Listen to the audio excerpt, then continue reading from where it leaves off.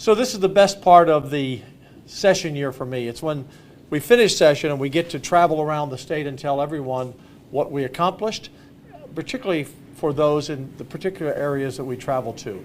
And on this trip, it's rural Texas. We've gone everywhere from Beaumont to El Paso to Amarillo to Harlingen, all over the state, and it's great to be here in Wichita Falls, one of my favorite places in Texas. So let's start with the biggest issue that impacts everyone who's a homeowner. Property tax cuts, the biggest ever. When I became Lieutenant Governor in 2015, that was my #1 goal, and the way to do it was by increasing the homestead. Homeowners may have forgotten that back in 2015, the homestead exemption was $15,000. That's what it had been for a long time. For example, back in those days, if you lived in a $200,000 home, you could deduct $15,000 from it, but you paid taxes on $185,000 of the value. So this year, we've increased the homestead exemption to $200,000 for seniors and $140,000 for those under 65 who homestead. When I came in, we raised it from that 15 I mentioned to 25 to 40, last session to 100, and this year we've kind of blown the roof off. Now, what does that mean to seniors? If you're over 65 and you're the average homeowner, senior homeowner, you will no longer pay school property taxes again for the rest of your life. And if you're under 65, this will cut your school property tax cut about 50% from what you've been paying, say, 5 or 6 years ago. So we've been chipping away, but for seniors, it's gone. No more school property taxes for the average senior for the rest of your life. Now, when we do that, let me explain it very quickly. We're not taking the money, as Senator Hagenbu knows, from our schools. We're just writing the check on your behalf. So the schools are still getting that funding. It's just the state is picking up that tab for you. Now, what else did we do for education? The biggest area that we invested in our budget, now about 50% or more of all of our education expenses. We added $8.5 billion to public education. That's more than ever before in one session that goes into the classroom. But we did it differently. As Brent knows, we changed it up. In the past, we've always sent all the money to the superintendent and to the administration to decide how to spend it.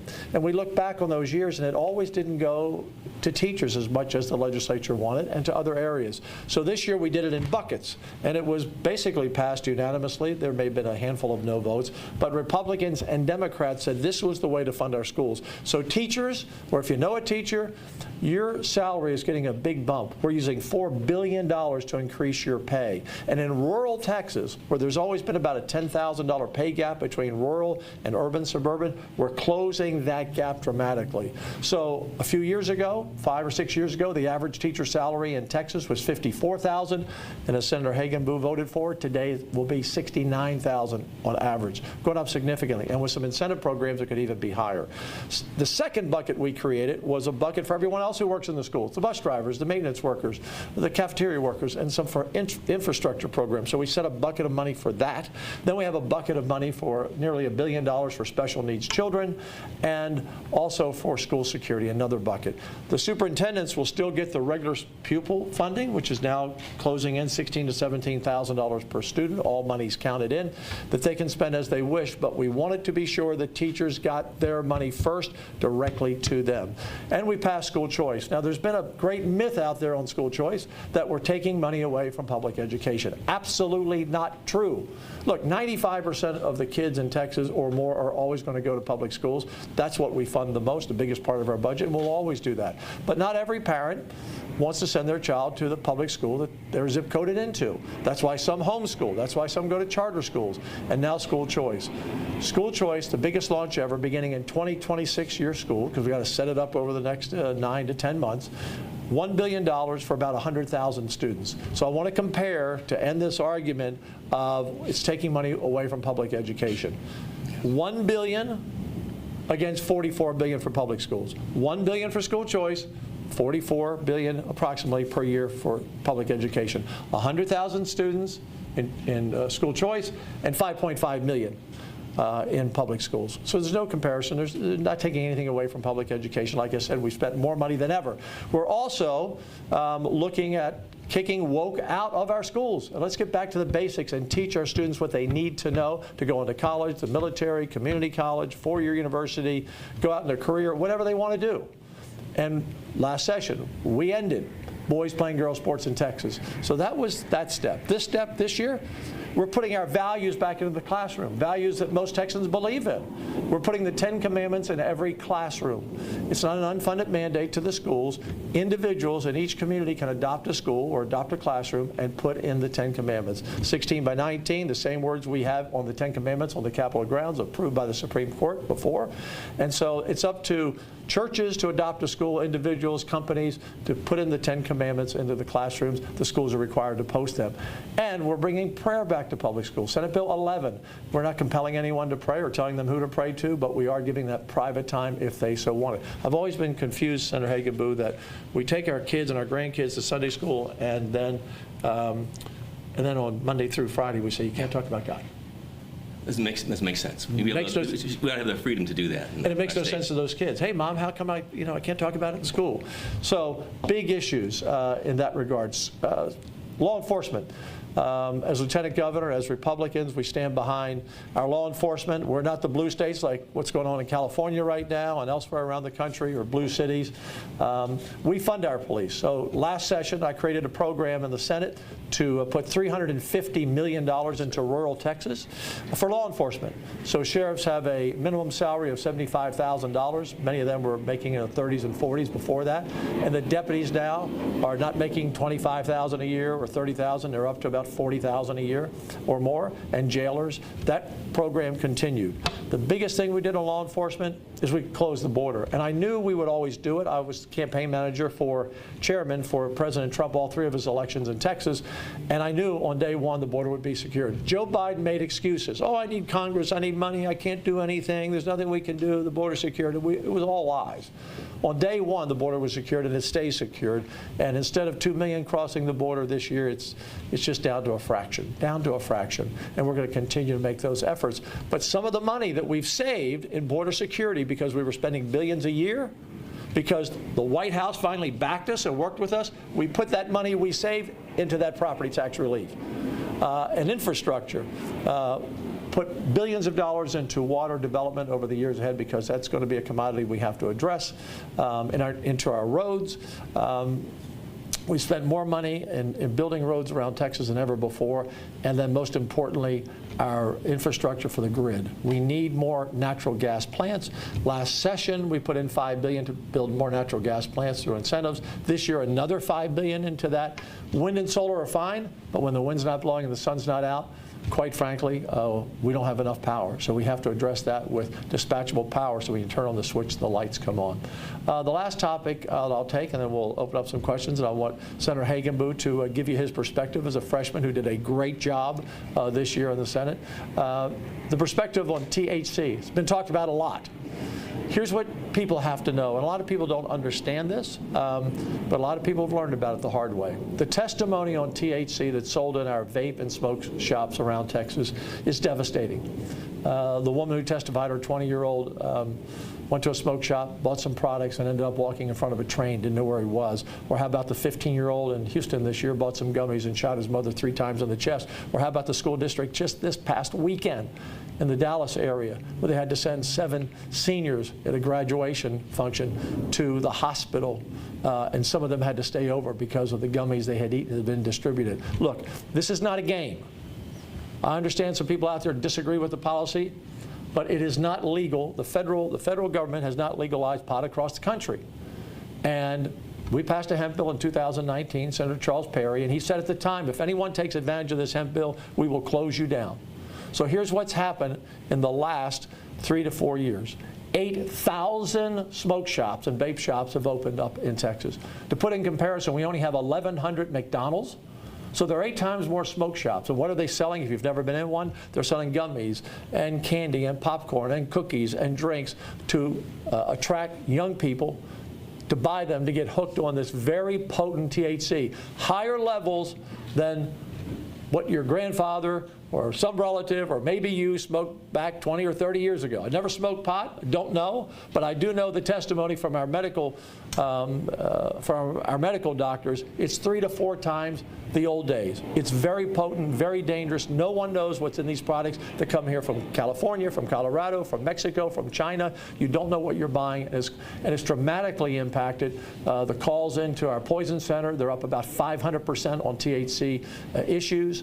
Law enforcement across the state says we need to ban it, and we passed a bill to ban it. As the police chief from Tomball, Texas, outside of Houston said, these smoke shops are basically in the drug dealing business, and they have the cover of the state behind them to say it's legal. They created these products. It's synthetic cannabis, and it is a danger to your students. The thing that makes me laugh the most, well, we're not targeting kids. Then why did they build most of their 8,000 stores 1,000 to 2,000 feet from schools? They're targeting your children, your grandchildren, and it will poison, and it is poisoning our culture. So those are the big issues that we've focused on. Why don't you give them a look at from your viewpoint coming in as a freshman? Sure will. It's a great session. By the way, I want to welcome you to Wichita Falls. It's great to be here. Since like 30, the best district in the state, objectively speaking. Objectively, of course. It was a great session. I want to thank you for, I've told you this personally, and I wanted to say this publicly, that this is a Christ-based servant leader, and I've seen that for me personally and for the state as a whole, and I appreciate it. And you led us wonderfully through this session, and I think it was an outstanding session by everyone's account. To me, I agree. We did some great things. Obviously, the tax cuts were a big deal. We also cut business taxes. Yes. The schools were a great investment. In terms of the schools, we also have a teacher's bill of rights, which is very important. We put a lot of money into special education in a much more sophisticated way than ever that I think will be important for kids. Being someone who had dyslexia when I was a kid, the importance of investing in kids when they're young to make sure that they can get on track is extremely important. The investment in values and the focus we put on that, I think, is super important for us to make sure we return our culture to family values and Judeo-Christian values, and we did a lot in this session on that. I think everyone would have to say that was important. The schools, the governor talked about some of those things. We also have the teacher bill of rights we put in, which is important. As I mentioned already, in the special education. Locally, in terms of rural, yes. we invested in rural hospitals and rural ambulances. $90 million for new ambulances for rural Texas. Which is really critical. And locally here, thanks to a little effort on my part and some help from you, we were investing in MSU. We're going to put $3 million into helping build the new military center there at the school. And we also did a couple things for Shepherd Air Force Base this time, working on their schools and some of the issues with windmills and in the flight areas. So did some things for the local area as well, and I sure appreciate all your help. Yeah. For those of you who don't know your new senator, and he is new, got elected for this term last time, and former commander in the U.S. Navy, graduate of the Naval Academy. And I think it's interesting, he mentioned his dyslexia as a child. If we have the right opportunities for children who suffer from that or other issues in school, you can become just an incredible success. Naval Academy grad and now a Texas senator, and that's why we put $1 billion in that program. I'll open up for any questions. I do want to say something about the THC program also. There are people out there saying, well, but what are we going to do? Well, every doctor that testified said people self-medicating is always dangerous. They have no idea what's in these products. What we did do for people who are really truly in need, because THC at lower levels prescribed by a doctor can be very effective. We have one chronic pain specialist and anesthesiologist in the legislature, Tom Oliverson, who testified what's on the shelves and in these smoke stores have to be banned, but we should have ways for people who need it to have it prescribed. So we expanded the T-Cup, which is Texas Compassionate Use Program, for people who have chronic pain, PTSD, suffering from cancer, and other illnesses, that they can participate in that campaign. They will get a prescription from a pain doctor. They'll know exactly what they're getting that's going to help them, not depending on going to these smoke shops. And quite frankly, when 8,000 opened up, they put a lot of the Compassionate Use Program licenses out of business. So we're going to put them out of business. This will increase from 3 licenses to 15 open satellite offices, and that's how we're going to address that population. Questions? You were talking about the THC. Yes, sir. We have what's billed to be one of the largest hemp processing plants in the country. Yes. Here. How would that affect that plant, especially with a lot of product coming in to the state from other states because Texas is not growing a lot of hemp, Right. industrial hemp. Yeah, so there's a great question, great answer. So we have 1,250,000 acres of farming and ranch land in Texas, but only 200 acres focused on hemp. It is not a huge industry in Texas. They can continue. This bill does not impact them at all. In fact, our agricultural commissioner, Sid Miller, backed this bill because it doesn't impact the agricultural hemp.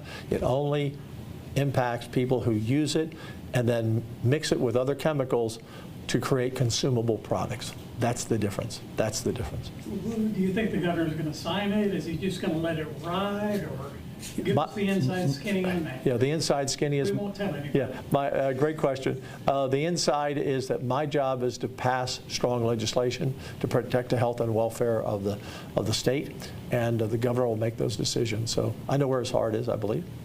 Okay, and so far as the property tax, we have a lot of Yes. people around here who say, why don't you just eliminate the property tax? Why can't you do that? Another great question. So property taxes, to eliminate them altogether, which would be city and county, and maybe you have a community college tax or a hospital tax district in some areas, it would cost us about $80 billion.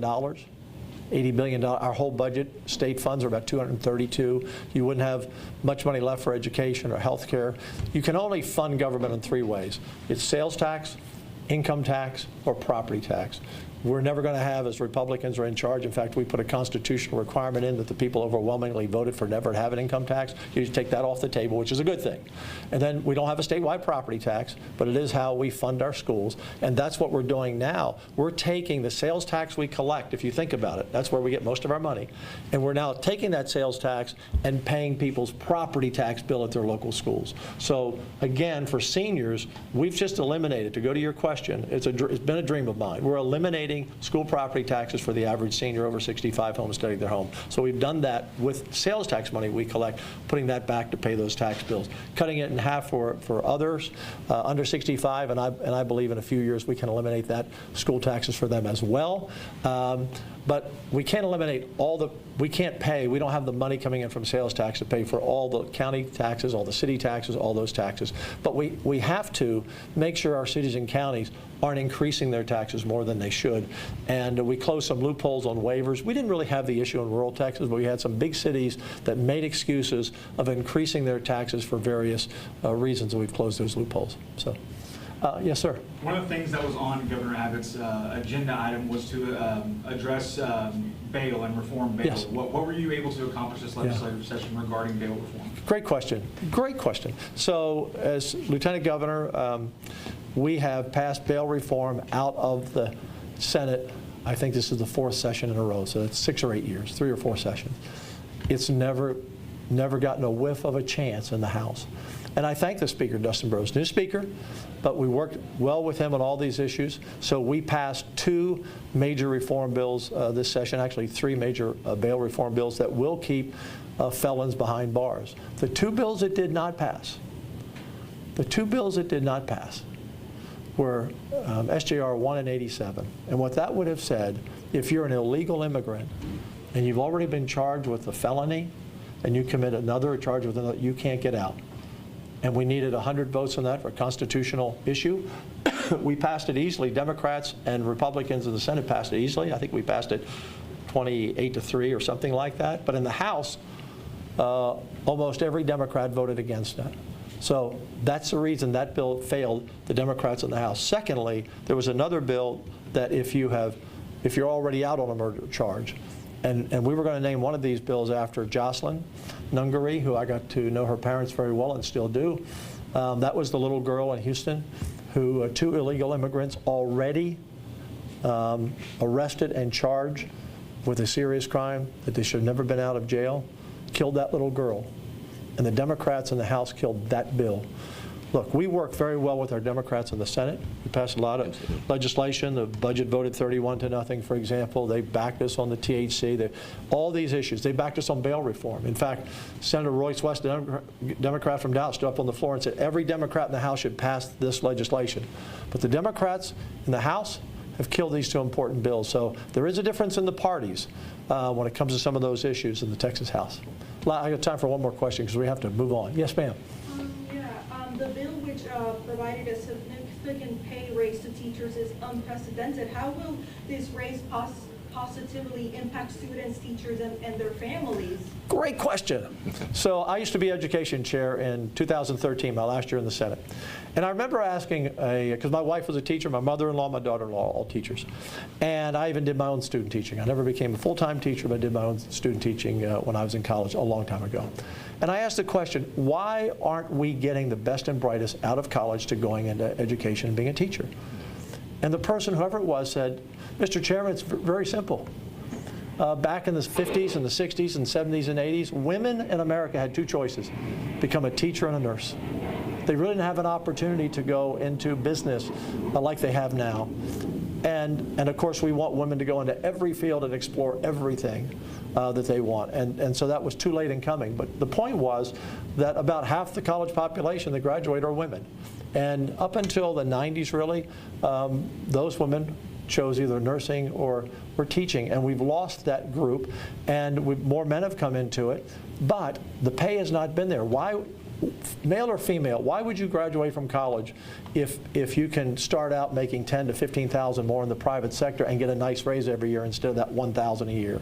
So my mission from day one has been to pay teachers as professionals, not as a job. We need the best women and men coming out of college to want to go into the field. Today, half of our teachers are not certified. They're not even certified. Many of our teachers have not gone through our education courses needed to be teachers, but we've had to fill those gaps. So our starting pay now for teachers is higher than it's ever been, and again, after 3 years, the average teacher salary is going to be the average, $69,000. That's pretty good after 3 years with incentive to go above that. And we'll keep doing that because that is the most, I love superintendents are great, the counselors are great, everybody else is great. Got to have a school bus driver, got to have good food in the cafeteria. But you have to pour your money into your teachers to have the very best teachers. It's a wonderful profession. People who teach love it. And I think it's a noble profession, and that's what we're going to do. So thank you all very much. I think I'm out of time. I've got to go to Waco. I'm sorry. Why are there people out there? I don't know why there are people out there. I guess people who aren't in the media. So Is this just for media? Or? it's just for media if there's someone doing business here in the FBO. Okay. Yeah, it's media or if someone's actually doing business. I'm a teacher, Yes, actually, ma'am. and I'm with the press because I teach journalism. Well, great.